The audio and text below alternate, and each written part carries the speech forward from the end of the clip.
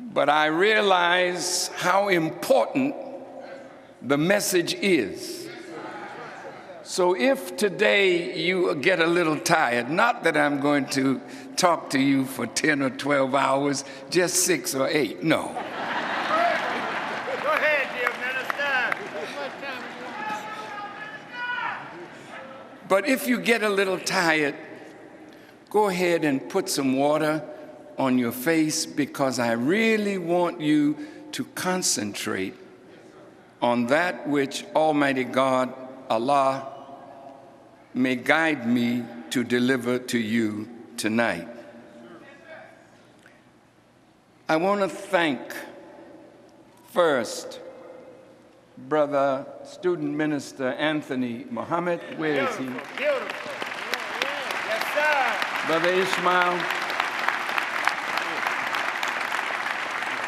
Thank you. You did a great job, sir. And Ishmael. And all of the wonderful FOI, MGT, who follow me wherever I go to make sure that I can go in safely and come out safely. Thank you, thank you, thank you.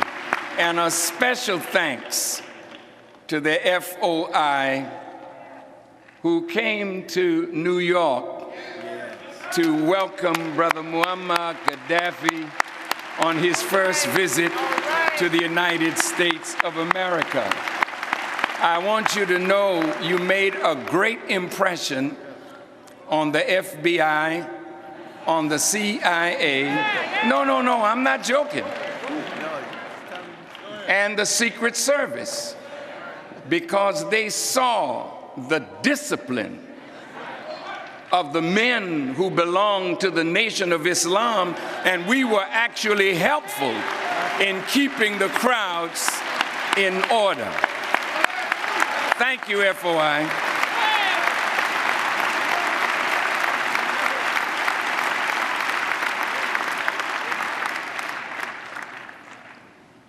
Mayor Harrington, Brother Eddie Carthen, former mayor, Reverend clergy, Mother Khadijah and family and laborers, our commissioner, thank you so much for the Chisholm, and Brother Jones, Joe Brown, thank you. Thank you for the awards that you gave me the other day.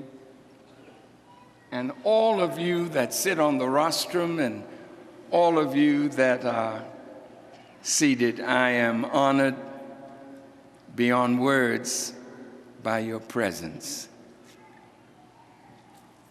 14 years ago, on the 16th of October in Washington, D.C., we had the historic Million Man March. Some of you in this audience were very young, but those in their 40s and 50s and 60s and 30s know that there never was a gathering like that in the United States, nor anywhere in the world. Now, you might wonder how that happened. But on September 17th, 1985, in a little village called Tepoztlan in Mexico, I had a vision-like experience that was more than a vision, where I, on the top of a mountain, was taken up in one of these small, what you call UFOs, and brought to this huge human-built planet that's in the sky over our heads as we speak, a half a mile by a half a mile. It is the fulfillment of what Ezekiel saw when he wrote in the book of Ezekiel the wheel. In the middle of the wheel, way up in the middle of the sky, a cloud by day and a pillar of fire by night. And there were eyes all around it, meaning there were people inside it. And this world is upset because a superior knowledge and technology is in the world that makes the science and technology of this present world look like babies. And the arrogance of the scientists of this world is that they do not wish to admit that there is intelligence beyond theirs. Listen. On that wheel, the Honorable Elijah Muhammad, whom the world thinks is dead, spoke to me as you hear me, and I may hear you if you speak. Yes, sir. A scroll rolled down. Now, you can read about it in the book of Ezekiel.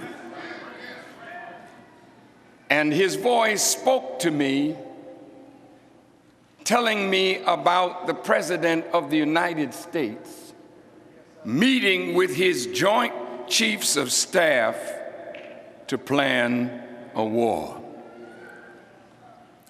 This happened in 1985, September. Shortly thereafter, Ronald Reagan bombed Libya, but he was the first of a succession of presidents that would get into war or battle or conflict with some member of the Islamic world. From that time, Islam has been in the news every day, every week, every month, and names that the American public are not familiar with, they're learning to say Muslim names. The libraries filled with books on Islam, you can go and the books are off the shelf. People are desirous of knowing about the religion of Islam. When I understood more fully my experience on that wheel, I visited Libya and warned Brother Gaddafi of America's intentions, and warned Ronald Reagan, Secretary of State Schultz, of the consequences of their actions. I hardly got out of Libya when the bombs fell. I began to see that the attack on a small Muslim nation in Africa was a sign of an attack on a small Muslim nation inside America.